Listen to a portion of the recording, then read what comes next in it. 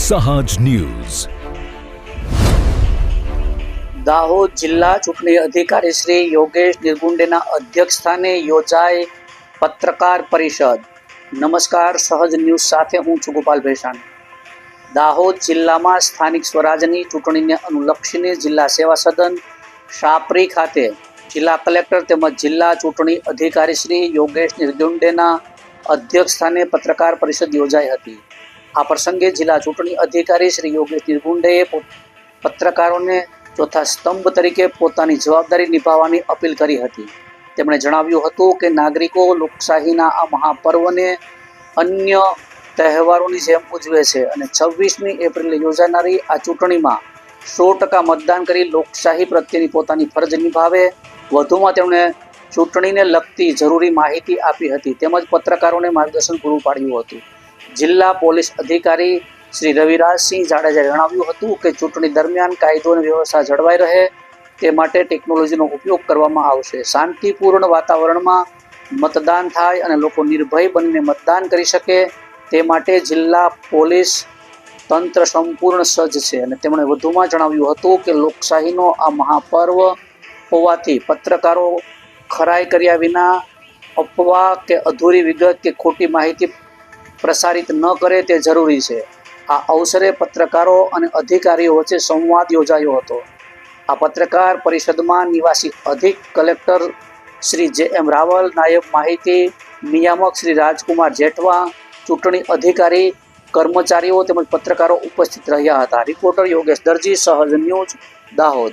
26મી એપ્રિલના દિવસે દાહોદ જિલ્લામાં તાલુકા પંચાયત, જિલ્લા પંચાયત અને દાહોદ નગરપાલિકા માટે ચૂંટણી યોજવા માટે જઈ રહી છે.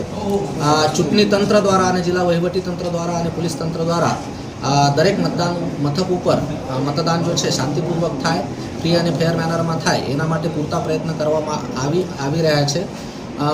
જો ચૂંટણી સ્ટાફ છે એના માટે પણ પૂરતી સગવડો ઊભી કરવામાં આવેલી છે.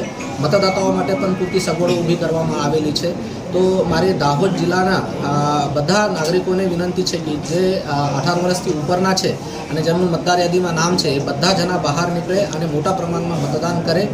લોકશાહીમાં દરેક મતનું મૂલ્ય જો છે એ બહુ વધારે હોય છે, કારણ કે કેટલાક વખત એક મતથી હાર જીત નક્કી થતી હોય છે.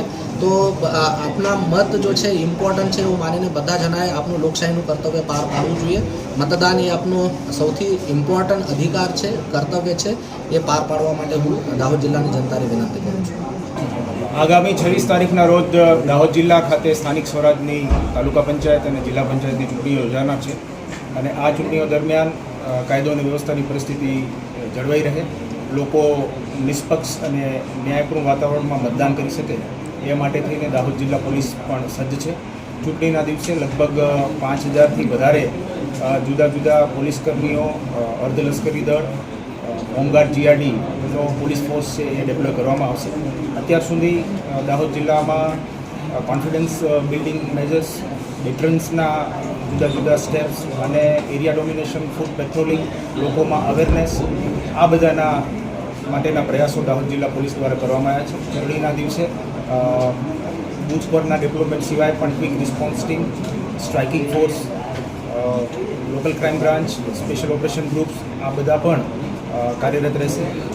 સાથે સાથે દાહોદ જિલ્લા પોલીસ દ્વારા ટેકનોલોજીનો પણ ઉપયોગ કરવામાં આવશે. એમાં ડ્રોન કેમેરાસ, માનવ વિશ્વાસ પ્રોજેક્ટ અંતર્ગતના સીસીટીવી કેમેરાસનું નેટવર્ક અને જે સ્કૂલ્સ અને જે પણ શહેરો છે ત્યાં જે બીજા સીસીટીવી કેમેરાના નેટવર્ક છે એ બધાનો પણ ઉપયોગ કરવામાં આવશે. આધુનિક વ્હીકલો, રાયોટ કંટ્રોલિંગના વ્હીકલોનો પણ ઉપયોગ કરવામાં આવશે. દાહોદ જિલ્લા પોલીસ દ્વારા જુદી જુદી mob drills, anti riot drills, ફાયરિંગની ડ્રિલ્સ, આ બધી ડ્રિલ્સ પણ કરવામાં આવી છે. ઓવરઓલ દાહોદ જિલ્લા પોલીસ આ ચૂંટણીઓને લઈને સંપૂર્ણ રીતે સજ્જ છે અને મને વિશ્વાસ છે કે 26 તારીખના રોજ મતદાન ખૂબ જ શાંતિપૂર્ણ વાતાવરણમાં પૂરું થશે અને વધુમાં વધુ લોકો પોતાના મતદાનનો જે પવિત્ર ફરજ છે એ નિભાવે અને આગળ આવે એ માટેથી દાહોદ જિલ્લા પોલીસ દ્વારા અપીલ કરવામાં આવે છે. Thank you.